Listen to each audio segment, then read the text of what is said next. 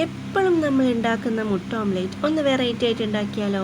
അപ്പോൾ നല്ല സ്പൈസി ആയിട്ടുള്ളൊരു മുട്ട ഓംലേറ്റാണിത്. എല്ലാവരും ഒന്ന് കണ്ടു നോക്കിയിട്ട് ഉണ്ടാക്കി നോക്കുക. പിന്നെ എൻ്റെ ചാനൽ ആദ്യമായിട്ട് കാണുന്നവരാണെങ്കിൽ പ്ലീസ് ഒന്ന് സബ്സ്ക്രൈബ് ചെയ്ത് സപ്പോർട്ടാക്കാം.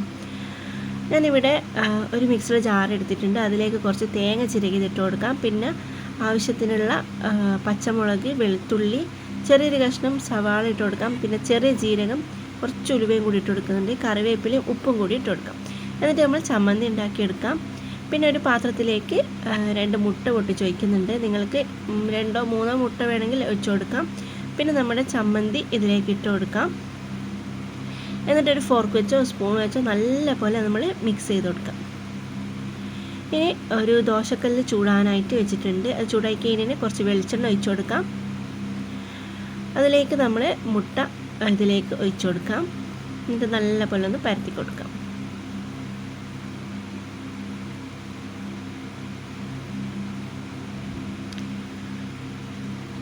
ഇപ്പോൾ കുറച്ച് സമയം കഴിഞ്ഞ് കഴിഞ്ഞാൽ നമ്മുടെ ഇതിൻ്റെ മുകളിലേക്കായിട്ട് കുറച്ചുകൂടി വെളിച്ചെണ്ണ ഒഴിച്ചു കൊടുക്കാം. എന്നിട്ട് ഇതൊന്ന് മറിച്ചിട്ട് കൊടുക്കാം. ഇതിൻ്റെ ടേസ്റ്റ് എങ്ങനെയുണ്ടെന്ന് ചോദിച്ചു കഴിഞ്ഞാൽ ഉണ്ടാക്കി നോക്കിയാൽ നിങ്ങൾക്ക് എന്തായാലും ഇഷ്ടപ്പെടും. അപ്പോൾ എല്ലാവരും ഉണ്ടാക്കി നോക്കിയിട്ട് കമൻറ്റ് പറയാൻ മറക്കണ്ട. ഇതാ നമ്മുടെ മുട്ട ഓംലേറ്റ് ഇവിടെ റെഡി ആയിട്ടുണ്ട്. അപ്പോൾ ഓക്കെ, താങ്ക് യു.